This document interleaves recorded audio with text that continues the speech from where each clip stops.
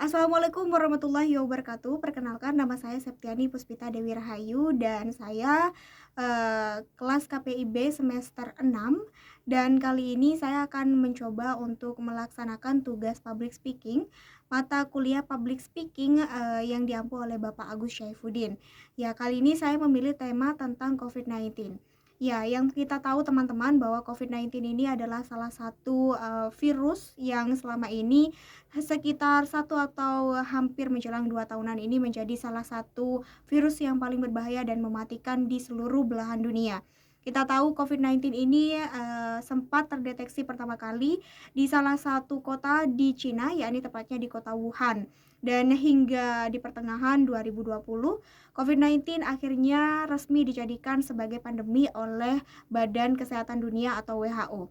Kita tahu pandemi COVID-19 sampai sekarang memang sudah berjalan cukup lama di Indonesia utamanya dan sudah berjalan sekitar 1 tahun. Dan sekitar perjalanan itulah kemudian banyak efek yang muncul, baik efek secara ekonomi, efek secara kesehatan, pendidikan, politik, ekonomi, dan pemerintahan.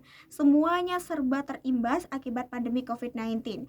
Oleh karena itulah pemerintah kemudian berusaha untuk melakukan berbagai sektor perbaikan-perbaikan supaya apa yang kemudian menjadi efek dari pandemi COVID-19 ini tidak terlalu terasa dirasakan oleh seluruh masyarakat kita secara umum. Kita tahu bahwa selama 1 tahun belakangan ini kita digempar oleh berbagai informasi-informasi yang terjadi akibat pandemi COVID-19. Banyak sekali berita hoax, berita bohong, dan berbagai hal-hal yang sering meresahkan dan menimbulkan kegaduhan di tengah masyarakat. Oleh karena itulah kemudian pemerintah membentuk Satgas Penanganan COVID-19 yang akhirnya terus mengupdate bagaimana perkembangan COVID-19 di Indonesia. Dari sejak pertama kali ditemukan di sekitar bulan Maret tahun 2020 lalu, COVID-19 sekarang sudah menjadi pandemi selama 1 tahun di Indonesia. Dan selama rentang waktu itulah kita sama-sama survive, sama-sama bertahan hidup dalam berbagai kesulitan yang ditimbulkan akibat pandemi COVID-19. Dan pemerintah tentunya banyak sekali mengeluarkan bantuan-bantuan, baik bantuan sosial dan berbagai bantuan-bantuan yang kemudian diharapkan dapat meringankan kesulitan akibat pandemi COVID-19 ini. COVID-19 ini bukan hanya terjadi di Indonesia. Hampir seluruh negara di berbagai dunia merasakan pandemi COVID-19.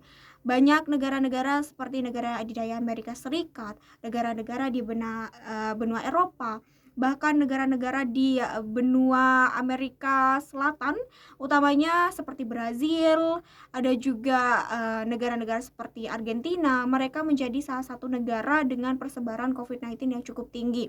Di Asia sendiri kita tahu seperti Asia di belahan selatan ada India, ada juga Indonesia sebagai Asia Tenggara menjadi salah satu persebaran COVID-19 yang cukup tinggi. Dan kita tahu banyak sekali korban yang kemudian harus meninggal akibat pandemi COVID-19. Jadi itulah yang kemudian mengakibatkan pemerintah terus menggencarkan upaya penanganan COVID-19 seperti menerapkan protokol kesehatan dimanapun berada. Dan sekarang yang tengah ramai begitu ya, kita tahu bahwa pemerintah tengah menggalakkan vaksinasi COVID-19. Meskipun pada dasarnya vaksinasi ini memang tidak bisa menghilangkan secara utuh kemungkinan untuk terjangkit COVID-19, namun ini adalah salah satu cara bagaimana pemerintah berusaha untuk melindungi masyarakat untuk terhindar dari COVID-19. Jadi pelaksanaan vaksinasi pertama kali dilakukan oleh Bapak Presiden Joko Widodo bersama dengan influencer-influencer milenial, tokoh-tokoh agama dan tokoh masyarakat serta kementerian-kementerian di bawah koordinasi naungan pemerintahan Republik Indonesia di bawah Presiden Joko Widodo. Dan kita tahu bahwa vaksinasi berjalan 2 tahap, ada vaksinasi dosis pertama dan vaksinasi dosis kedua. Vaksinasi antara dosis pertama dan dosis kedua ini juga dijalankan dengan rentang waktu 14 hari atau 15 hari atau setengah bulan untuk kemudian melihat sejauh mana vaksinasi ini berpengaruh terhadap orang yang menerima vaksin.